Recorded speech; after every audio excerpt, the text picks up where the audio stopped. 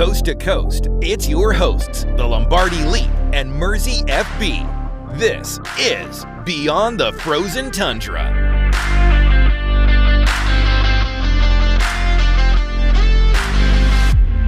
Hello, everybody. Welcome to the show. I'm your host, the Lombardi Leap, here with Mersey FB. Let's talk Packers football, specifically a Packers win against the Cincinnati Bengals, led by Joe Flacco. Packers, we're 3-1-1 now, and Cincinnati dropped Cincinnati to 2-4. Mm-hmm. How'd you feel about this game overall? I felt pretty good about it. I thought there were some things that we can improve on, but we were leading pretty much by 2 scores for most of the game. So Yeah, it felt kind of a weird. It was like a weird 2-score. It was a weird 2-score game. I feel like the box score says we dominated, but the eye test didn't really say we dominated. Yeah, the eye test was like, oh, okay. But then again, I have to give credit where credit's due. It is against T. Higgins and Jamar Chase. Yeah. Jamar Chase. And with Joe Flacco there, quick game, you knew that they were going to score and eventually walk down the field on us too. So, which, I mean, yeah. And Jamar Chase is just an absolute animal.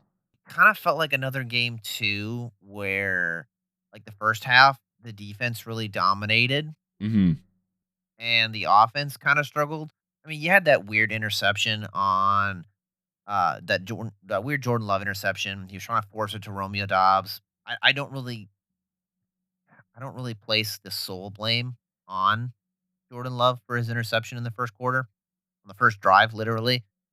Well, I kind of say it's 50-50, because it's the offensive line and then his decision there to force it. Yeah, I think the decision making there could have been better, but the offensive line was letting everybody through on that first drive, so he was under pressure constantly. They kind of settled into it a little bit. I think you could still tell that Zach Tom was still hurting and wasn't 100%. Yeah, it makes me wonder how severe that oblique injury is. Mm-hmm. I just think it's kind of a bad one to have for an offensive lineman. If your hip's not under you, you can't really do much there. But who's the next real pass rusher we play against? Is it Detroit? TJ Watt. Oh yeah, TJ Watt. Okay, yeah, against Pittsburgh. I completely forgot we play them at yeah. That's after the Cardinals here. So hopefully he kind of gets some bit of a rest. We need a blowout game. We need to blow out the Cardinals. Yeah, that's what we need to do. I don't know if that one's gonna happen, Chief. I want to say one thing, okay, before we go into this, and because I think that we spend most of our time ragging on special teams. They had a great game. That was a great special teams game. Excellent. They got Matthew Golden off of punt returns, which made it even better. And the backup kicker, Lucas Havariski. Is that how you say it? I think Haversige. Yeah, something like that. God, I don't know. 5 for 5. Yeah, 5 for 5. Pretty good game from him. 5 for 5. Rich Bisaccia kept his job for another day. Feel like he had probably not had a tall task too, coming in and kicking. Oh yeah, with a backup kicker. Mm-hmm. Yeah, backup street kicker. We just signed on Friday or something like that. Yeah. Going back to the pass rusher thing, we've got the best pass rushers coming up are TJ Watt, Nick Scourton. Don't know for Philly. The Kayvon, Brian Burns, Abdul Carter, Dallas Turner, and then Aiden Hutchinson. That's our next 6. That Giants game. Oh, that's gonna be tough. It's gonna be a tough one, but they are the Giants. So yeah. How did you feel about the run game? I thought it got better as the game went on. It seems like, and I don't know if some of that had to do with Trey Hendrickson. He did leave the game with a back injury, didn't return. Not really. A bit, but I think our offensive line just settled into it, and they finally got their feet under him, and we're going to block this thing now. So Jordan Morgan having a good game. I think he's going to be the right guard for the rest of the season. I can understand that. With Sean Ryan, he seems gassed all the time. I don't understand what his issue is. There's clearly some conditioning issue going on with him. Mm-hmm. or maybe some undisclosed industry. Like I don't in injury. I'm not sure what's going on there, but he is winded all the time.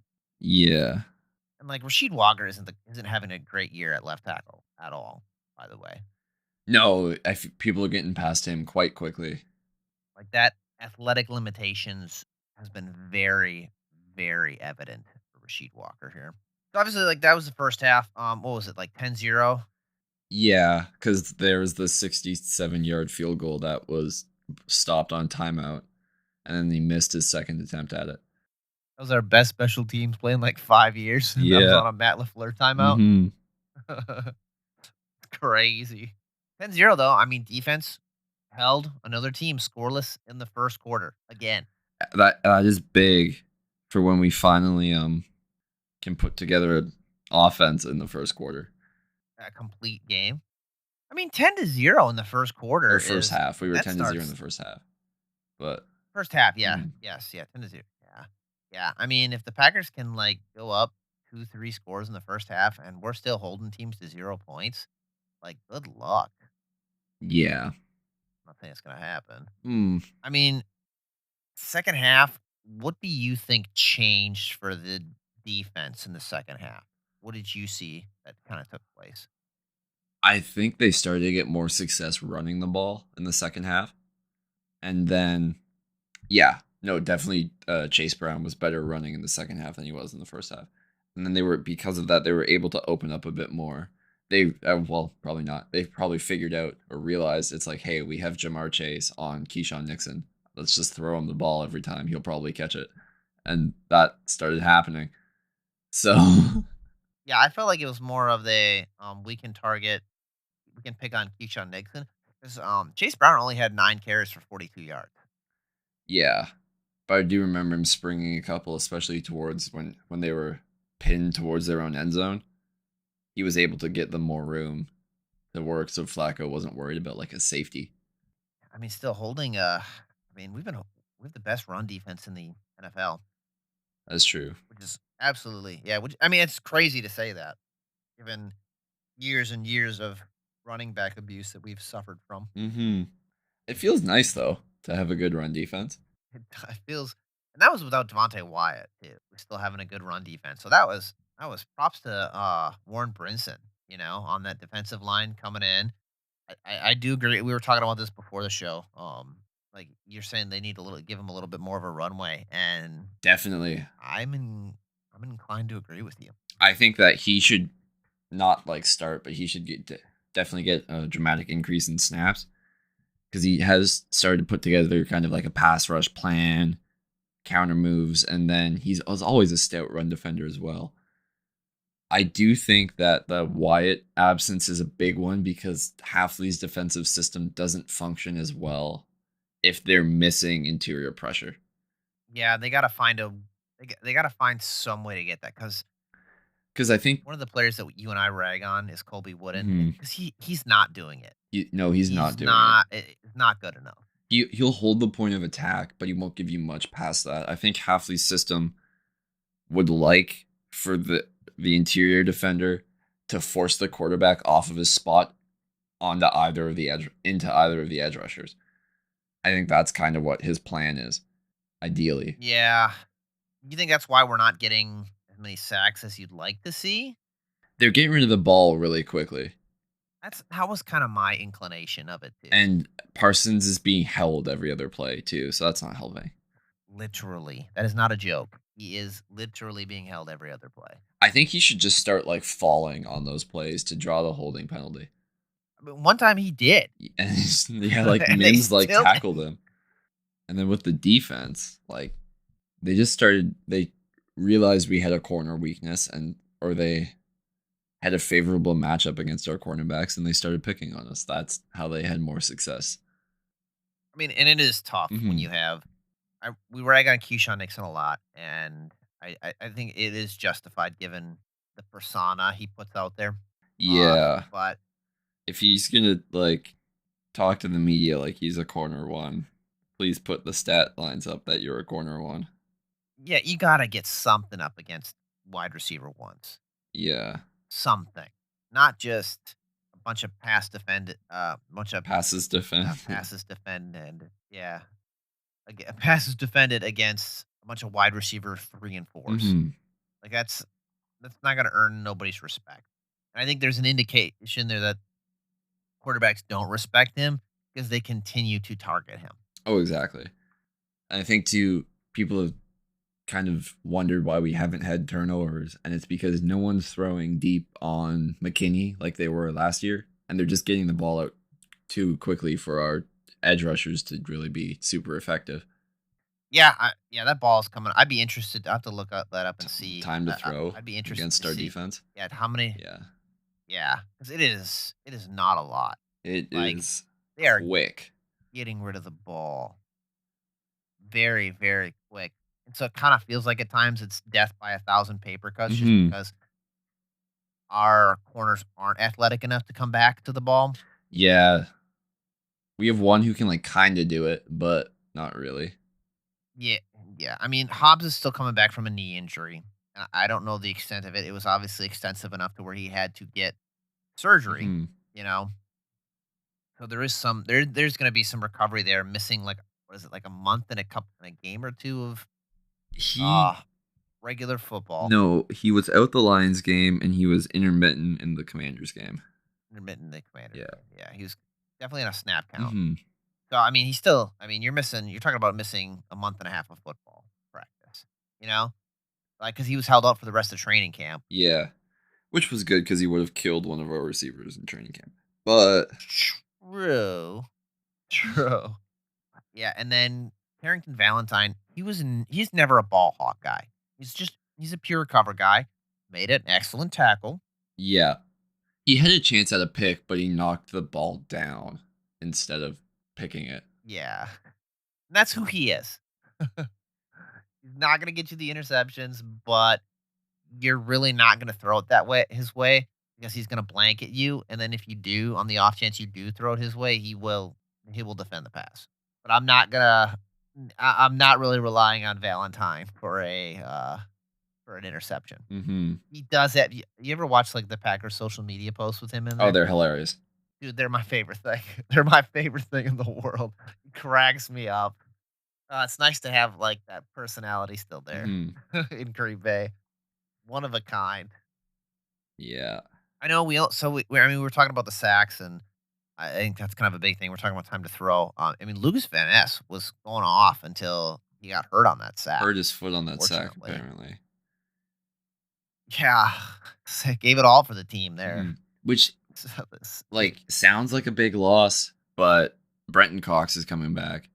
Still no word on Oliver, and maybe you'll see more Enigbari. So we have bodies to replace him, but well, I hope we don't see more Enigbari. I would rather see more Aaron Sorrell. oh, Baron Because Sorrell in too. his limited Right. yeah. He's Sorrell playing has pretty looked well. really good. Mm-hmm. I was kind of like I didn't really look at him much pre-draft, you know? I didn't And then understand when why we he wasn't getting hype pre-draft, because I really watched a couple of his games, and I was like, this guy can play. Like he he beat up Monroe Freeling and Ernest Green the times he played Georgia when he was in college his final year. So I was like, why isn't he getting any hype or any attention? And then he goes in the fourth round, and I was like, oh, never mind.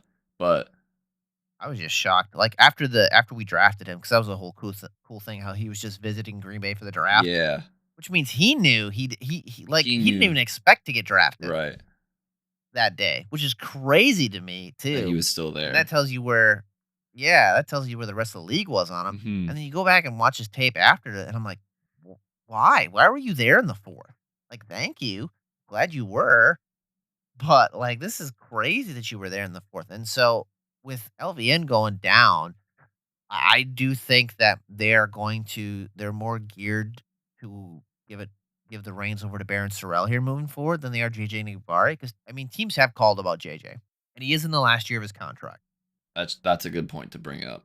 That he is tradable. And I think too, when we talked about JJ being an option to be traded with, LVN going down, I don't think that necessarily impacts your defensive end rotation as much as, like you said, as much as you think it would. I think 'Cause he'll you be still have back in a Gary and couple of Parsons. weeks. You still have Gary Parsons, Sorrell, BCJ is coming Mhm. back. So, Yeah, I'd be interested to see when they designate him to return. 'Cause I don't think they have yet. yeah, they haven't yet. And then Colin Oliver is obviously like the wild card. He's missed a lot with the He's foot missed a injury. lot of Gonna time. be They might keep him. I'm starting to think that they're going to keep him on the PUP all year and just kind of redshirt him, get him up to date with the scheme, make sure his body's back 100%. he was a 6th round Fifth, pick or fifth. fifth. Fifth. So Yeah, that's probably gonna end up what's gonna happen with Colin Oliver. yeah, and like Williams I isn't think even that if back you're either from the PUP yet, so they'll probably have him with Williams. him 7th round tackle out of Cincinnati, tackle guard out of Cincinnati. Oh Yeah, yeah, John yeah, Williams. yeah. Yeah, yeah. He was having he had a couple different issues from Mm-hmm. my understanding of it. So Back issue and such. they're just Mhm. gonna let these kind of redshirt these guys, and then hopefully get them healthy. Colin Oliver is gonna be interesting to see where he ends up going. Mm-hmm. But with JJ Nickbare, it's kind of interesting because you don't know how long Devontae Wyatt's gonna be out. Colby Wooden, I mean, PFF is one of those things where you chew the meat, spit out the fat, kind of, or spit out the bones, kind of a thing. Mm-hmm. And like it's easy to look at the PFF grades for Colby Wooden and think, oh, he's playing pretty well. And then you look at the impact, and then you look at what he's doing on film, and he's very much a Z level Robin character. And he's not at all impacting as much as you'd like him to, especially given the fact that he is a former 4th round pick in year 3, right? Year 3 or 4? Year 3, but I think this is year they did 3 change for him. position for him. So I think it's like year 1.5 of like position change or you. So Well, he changed to DT coming out of college oh because he was a really? defensive end. I thought they He draft. was a defensive end in college. Okay. So pretty much as soon as Yeah, you got to Green Bay, they were like, "Yeah, you're playing tackle. You're playing defensive tackle." yeah, Okay. playing defensive tackle. So this is year technically 2.5, and he has it. We've talked about how he had to bulk up a little bit. And you said this too, is that the Halfley defensive scheme, they need interior pressure Mm-hmm. to really maximize its potential. And you're not gonna get that from Colby Wooden. And he was never known as a great run stopper at all, ever, realistically, and that's even him putting on some weight. So he's just kind of really mediocre. Now you could run Brinson and Carl Brooks, but Carl Brooks is better as your kind of rotational defensive tackle than he is. I don't really want him starting right now, especially because that's just not who Carl Brooks is, Yeah, he's your unfortunately. rotational defensive tackle slash like pass rushing defensive tackle right now. Third down tackle would be like the best, yeah, word to describe it. So if you can flip, I mean, if you can flip him for a guy, I know a name being thrown around right now from what I've heard is Malik Collins out of I mean, he's 30, Cleveland. That could be again a cheap option. Jordan Elliott's more of a run stuffer, which I mean that could definitely replace your Colby Wooden issue. And Mm-hmm. he's out of San Francisco who did call about JJ Nickbari as well. So that could be an option. I jokingly said today that I'll take Renardo Green for JJ Nickbari. Yeah, I would too. I don't think San Fran's really in a position to sell right now, though. San Francisco's such a weird team. Mm-hmm. They're 4-2, They're but losing everybody's people. hurt or gonna get hurt. Every people are dropping like flies over there in the Bay. Man, worst injury luck over there. They finally used up all their magic. But Yeah. that's where our defensive line's at. Secondary though, absolutely got it up again. I mean, the corners did. And then I I if I'm like Jeff Halfley and I'm Brian Gutekunst, you got to do something there. You can't just let this happen. No, you do have to make a move. Like I don't know if they're just waiting to hear back from Asante Samuel Jr.'s doctor, or I mean, Alante Taylor is not going to be that expensive. At this point, no, the Saints will take what they can get. Because he's not coming back. I wouldn't want to come back either if I was him. I mean, they could tag him, but that would be expensive. That wouldn't be worth it at all. Yeah, but they're in such a bad cap situation Hmm. with everything. Still, they're almost as bad as the Browns, actually, when it comes to their cap situation. I mean, an absolute out of pocket wild would be Denzel Ward. I don't Too think they would do expensive. that, but it is too expensive. But that would be crazy. Like, I think you're looking at, like, I would call about um Alontae Taylor. I would Mhm. call Tennessee about Roger McCreary. With them firing their They just coach, fired Callahan this yeah. morning. Um, who's another one? Doing this off the top of my head. I would call the Bengals about DJ Turner. He had a great game. It wouldn't hurt to see. I mean, would you still do Reek Woolen? Yes, if he's healthy. He is healthy. He didn't play. Hmm. He did not play on Sunday. He was a healthy scratch on Sunday for Oh, Seattle. okay. Then yeah, I'd still do Reek Woolen. I thought he was traded because he was a healthy scratch. Yeah, I'd call Baltimore. See I would see if maybe see if get they Wiggins. probably not Wiggins because he's a former first rounder, but like someone like TJ Tampa. Oh, I'm a TJ Tampa hater. I was not a fan of TJ Tampa. Yeah. Well, I think for what the Now, Packers are running right now, he'd be pretty useful. I mean, look, at this point, if he's athletic and he can cover for at least 4 seconds, Yeah. suit up. I'll do what it takes, Eli type of Ricks, thing. street free agent right now. Yeah, he was cut by the Eagles today, which was interesting. Yeah, I was kind of surprised at that. They didn't really, but I mean, that's a different system there. Hmm. Like that system is not meant for Fangio, right? every Yeah. corner in the book. Yeah, Fangio system. A lot of zone, a lot of soft zone. I'm glad we don't run that system anymore. Traumatized us. I know we've been ragging on the defense here. There was some good though. Like I said, the first half. I mean, they kept them scoreless. Like that was awesome to see. Xavier McKinney. I thought Cooper had one of his.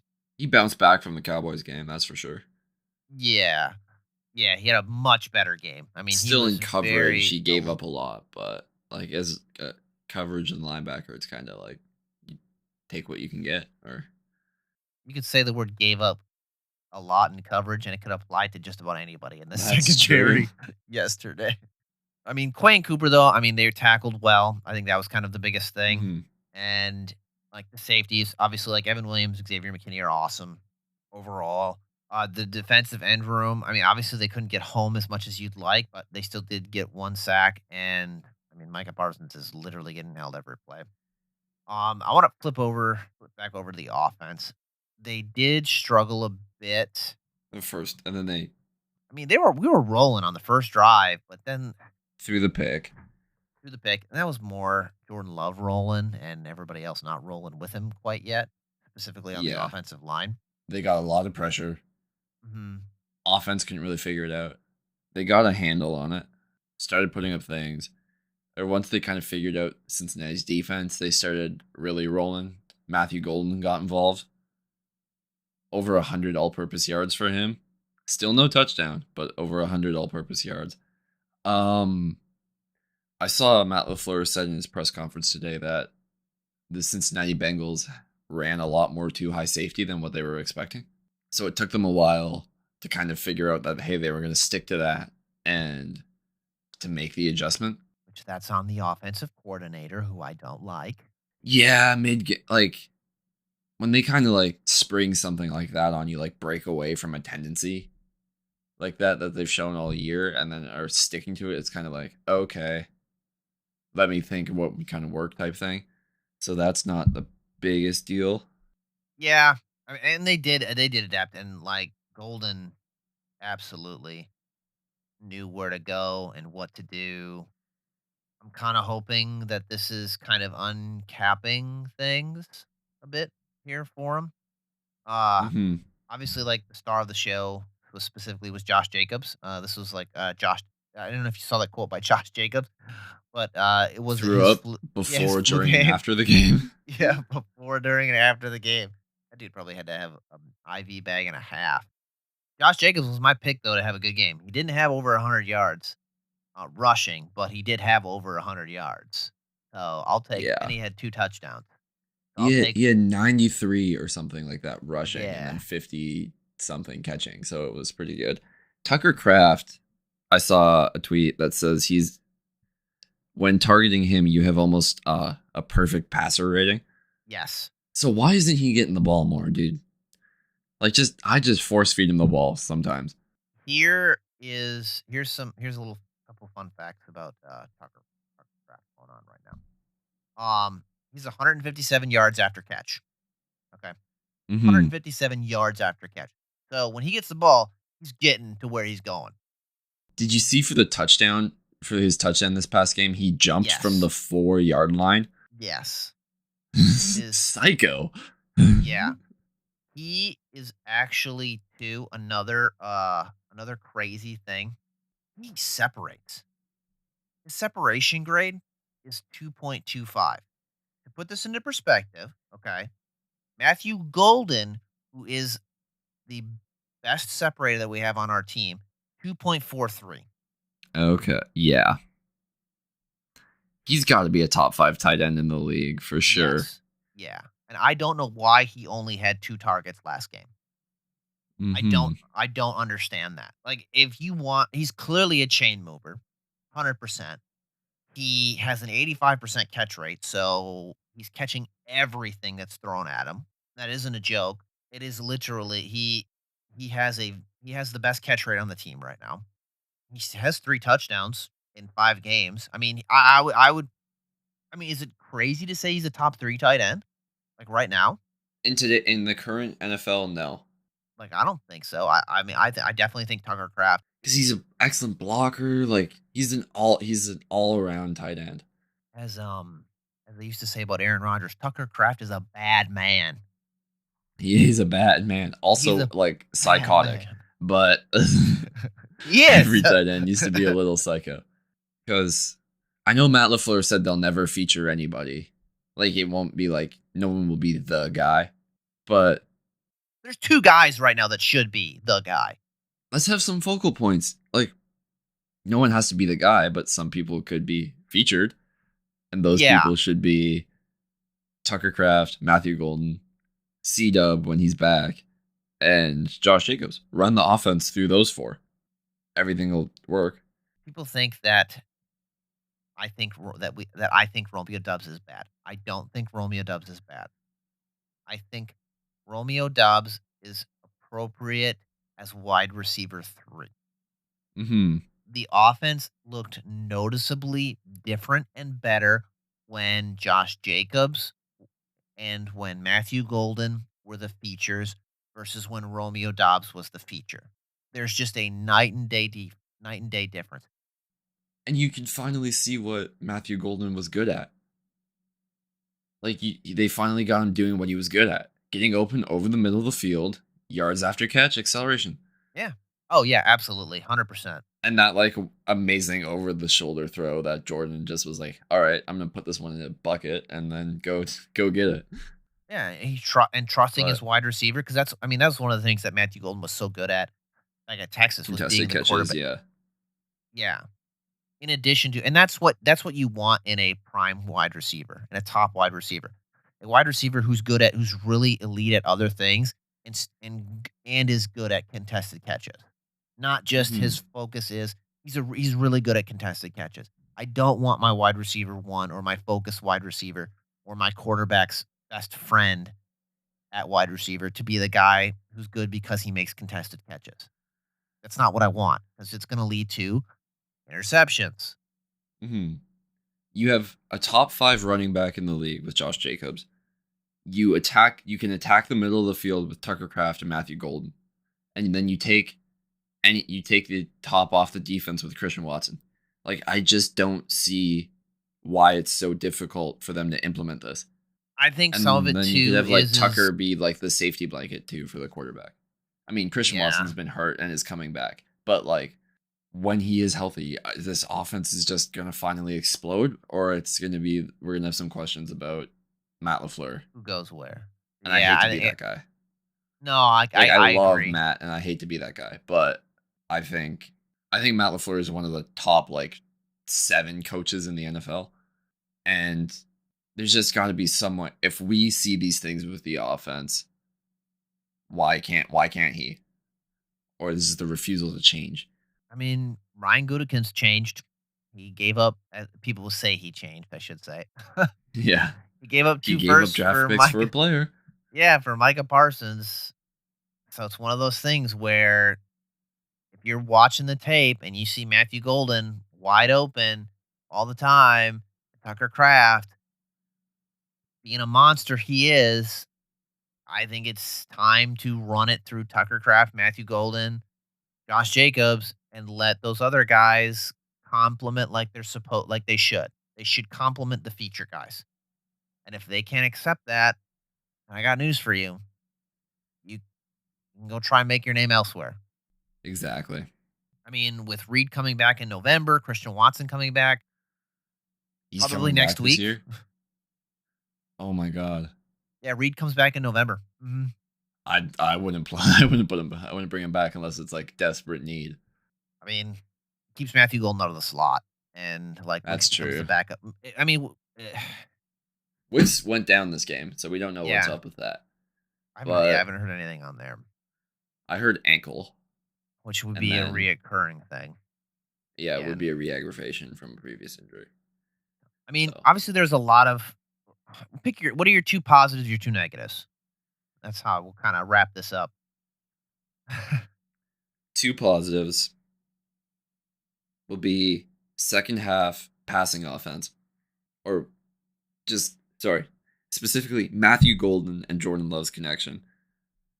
And my second positive would be Warren Brinson That's a good one. in the I limited do like snaps. those two. Yeah, and then two negatives. Secondary again.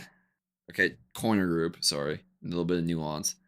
And then early game early game offensive line. Just seems the blocking hasn't been quite there, but I do think that's because Tom is still not 100%. Yeah, that's good. I think for me, if I had to pick two positives, I would say one, Jordan Morgan at He right was guard really good. played extremely well. And then obviously I have to go with my go-to guy who I picked to have a good game. I think Josh Jacobs. I mean, playing Yeah. through throwing up before the game, throwing up in the middle of the game, and throwing up after the game, and still getting over 100 all-purpose yards and 2 touchdowns. Like that's awesome. That is awesome. That's to me that those are my two good things, and my two bad things I'd have to say would be uh just the interior defensive line pressure and the kind of lack thereof that was very streaky and concerning at times.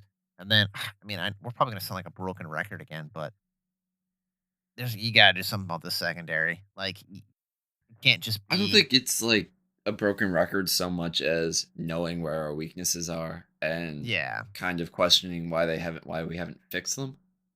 It'd be interesting to see what happens here moving forward with the secondary. We're going to be talking about the Cardinals here on Friday because we go down to Arizona, play against a potentially Kyler Murray-less That's the big question mark, Cardinals. is if Yeah, Kyler is healthy.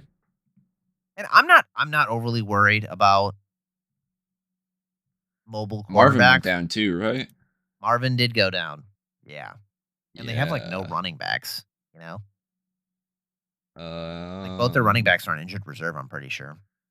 yeah, the big name ones are. I don't know how much running room they're going to give Demarcado because he fumbles in the end Yeah. zone. Just before he gets At into the the goal end zone, line. yeah. At the Yeah, goal like line. Michael Carter. Got his coach fine for that one. Hmm. Yeah, I'm not really super worried about mobile quarterbacks with like Quay and Coop back there, but it's a much different game if we're facing Kyler Murray than if we're facing Jacoby Brissett. So, Yeah. Just throw Call of Duty up on the big screen. It'll distract him. Oh, wait, we can't. It's at Arizona. Never mind. yeah, imagine they did that to their own guy. That'd be That would something. be funny. That would be funny. That'd be really funny. We'll talk about the Cardinals on Friday, and we'll kind of break that down here. We'll probably gear up for a couple other different episodes as we kind of head into November as well with the kind of college football season really coming to its peak and such. Halfway through college football, yeah. Oh, yeah, November, yeah. And so then we'll kind of start to talk about some potential draft options for the Packers as we kind of look ahead here, just to kind of warm up to it because, draft season is all year round. For us, because we're sickos. For us, anyways. Yeah, exactly. It's always good to get to know a couple guys' names, especially guys who've been playing well in college, too. So we will have a couple bonus episodes here and there, but we'll see you guys next time. Thanks for tuning in.